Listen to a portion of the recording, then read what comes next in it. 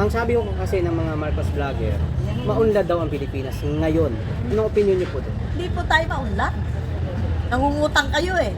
Kung maunlad kayo, hindi kayo nangungutang, kung hindi nagpapautang pa kayo. Yan ang maunlad na bansa. Like Korea, nangungutang tayo. Hindi nga lang tayo pinautang, pinawian tayo. Dahil nakita nila yung corruption na nagaganap sa ating gobyerno. Ibig sabihin, pag pinautang tayo, nanakawin lang, baliwala lang yung pera. Hindi tayo maunlad. Katarantaduhan po yan. Ano ba naman kayo mga vloggers kayo? Huwag naman yung lokohin ng mga Pilipino. Kayo, nagbablog kayo, sabihin nyo yung pawang katotohanan lamang. Hindi kailangan pagandahan dito o pagalingan.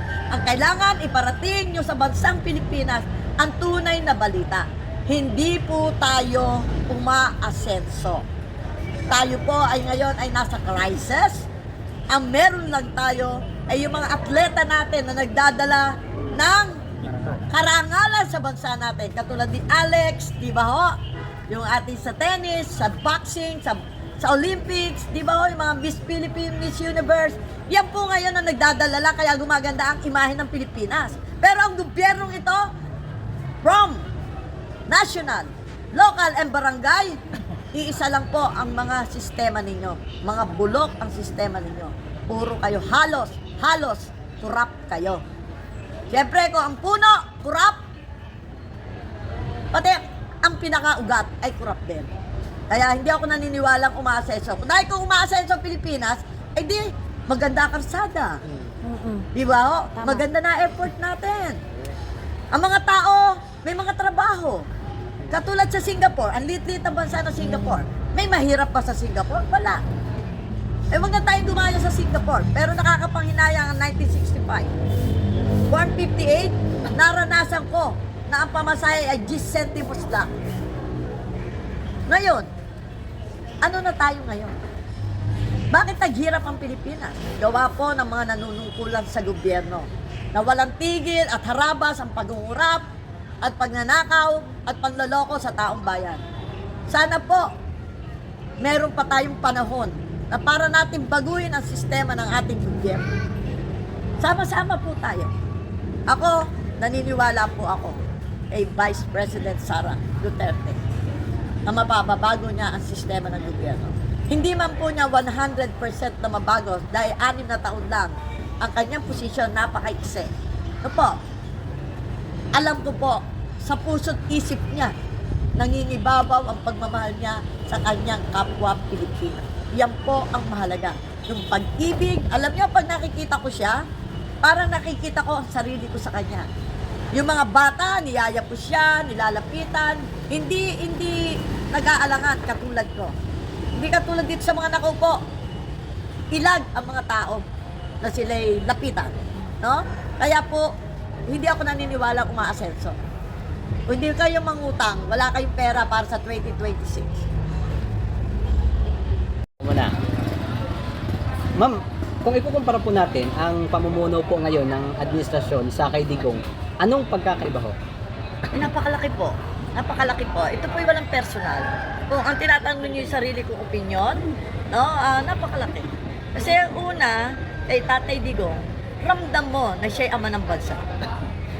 Talaga yung pagmamahal niya, lalo na doon sa may mga kapansanan ng mga bata, talagang mararamdaman mo na taon-taon ay pinupuntahan niya yung ating mga kabataan na may kapansanan. At malaking bagay sa akin o sa inyo na yung drugs ay na hindi man totally 100% ay natanggal, pero napakarami pong nawala.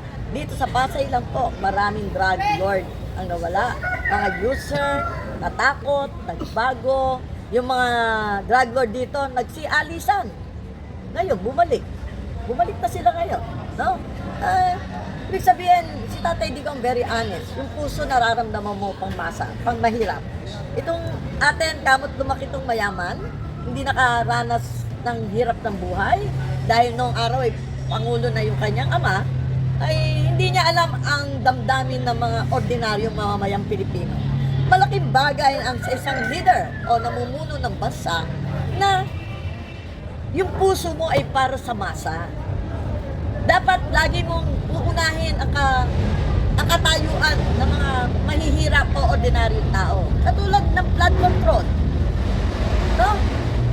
Eh, matagal na pong panahon na tayo po ay may problema sa baha. Mas malala na lang po ngayon dahil sa laki ng pondo na inilabas sila, pero mas tumaas pa yung baha. Kahit dito sa Pasay po, gano'n na rin po. No? At tingin ko, nagiging ghost project po ang nangyayari. Kung ikaw ay good leader, dapat may kamay na bakal ka na kaya mong magluag, kaya mong maghipit. Para si Tatay Digong, style lang niya yung nagbumura, no? Style lang yun. Yun ang para medyo may kamay na bakal ako eh. No? Bilang ako ama, kailangan pag sinabi ko, susunod kayo kasi kayo mga anak ko.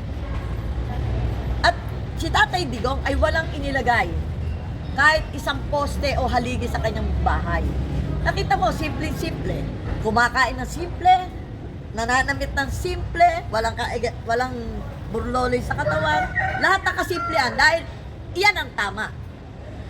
Paramdam mo sa mga kababayan natin Pilipino, bilang ako ang inyong Pangulo at ako ang ama ng bansa, makikita nyo yung kasimplehan ko dahil ibig sabihin nun, mahal na mahal niya ang bansang Pilipinas at mga Pilipino.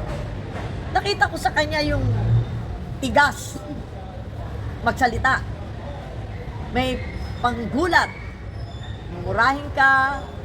Alam mo, para sa akin, habang minumura tayo, pinapalo tayo, ibig sabihin ng pagmamahal yun eh. Kapag ang Pangulo o isang leader o magulang ay hindi na kumikibo at wala nang sinasabi sa'yo, ibig sabihin, hindi ka na niya mahal. Kaya, minumura tayo, pinapalo tayo, pinagagalitan tayo, matuwa tayo. Dahil ang meaning niya ay pagmamahal ng isang ama. Sa panahon niya, sa loob ng 6 na taon, masaya ako. Kasi pati ang mga kurap, takot. Ang mga drug lord, takot. Ang mga leader ng ibang bayan o probinsya, takot. Bakit takot? Kasi alam nila na magaling na leader. Nangihinayang lang ako sa kanya. Bakit? Sa galing niya bilang isang naging naging piskal, naging OIC mayor na panahon ng 1986, nagawa niya na magandang at tahimik at payapa ang Davao. Ibang-iba nang hindi siya ang nakaupo. Pero nang siya na naging alkalde ng Davao, gumanda ang Davao. Kasi yun, biyahe ako ng Davao noon sa mga Gaysano. Kaya nakita ko yung pagkakaiba. At nang siya maging Pangulo, gustong-gusto ko yung panunungkulan. Alam niyo, sa totoo lang, mahal na mahal ko si Mayor Digong. Naawa ko sa kanya dahil persahan at sapilitan ang ginawa sa kanya, mali ang ginagawa ng ating national government. Alam niyo po ba, habang sila'y nagkakamali, lalo nagiging pangit ang imahe nila. Sapagkat ang higit na kailangan niyang kampihan ay yung tayong mahihirap, tayong mga ordinaryong mamamayan. Hindi siya bumababa ng palasyo. Pag siya'y ini-interview, parang wala lang sa kanya. Hindi siya ganun kaseryoso. Mr. President, Mr. Bongbong Marcos, Sir, meron ka pang panahon para mo ayusin ang gusot ng Pilipinas. Ilang milyon po ang bumoto sa'yo. Nakasama kayo ng Vice President Sara Duterte. Naniniwala kami na maaayos ninyong dalawa ang ating gobyerno. Sana po, sir, wala na po kayong personalan. Pag-aralan nyo na lang, sir, kung paano natin maiayos ang ating bansa. Paano natin tutulungan ng mga mamayang Pilipino. Sobrang hirap na ang bansang Pilipinas. Lalo na pag pupunta ka ng Mindanao, Visayas, yung mga nasa bundok, nakakaawa po. Walang hanap buhay, walang makain. Sana, sir, masarap ang inyong buhay. Sana po maramdaman din po na sambayan ng Pilipino. Kayo po ay binoto ng taong bayan, ng sambayan ng Pilipino. At kami umaasa sa inyo na gagampanan nyo ang inyong obligasyon bilang ama ng ating bansa. Sana po, magkaroon na tayo ng kapayapaan. Magsama-sama tayo, tulong-tulong tayo mga Pilipino. Para sa ikaunlad ng ating bansa. Tigilan na natin ang pamumulitika. Walang mararating na maganda. Sa mga senador, sa mga congressman, tama na po ang pangungurakot. Ibigay nyo na po sa taong bayan ng mga proyekto at programa. Mayaman na kayo, hindi nyo na kailangan pa ang yaman ng bansa. I-project nyo na po yan.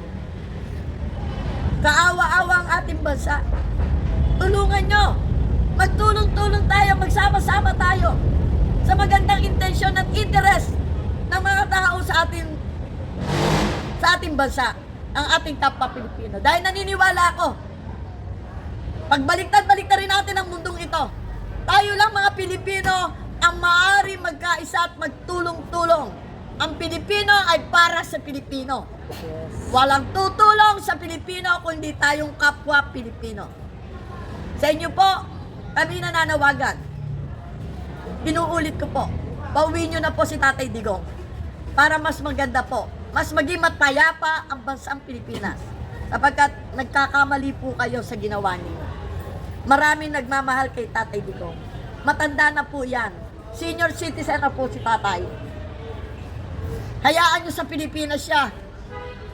Kaya ipapantay ang kanyang mga mata at ipipikit niya ang kanyang mga mata na naandito siya sa kanyang bansang minahal at kanyang bansang pinaglingkuran.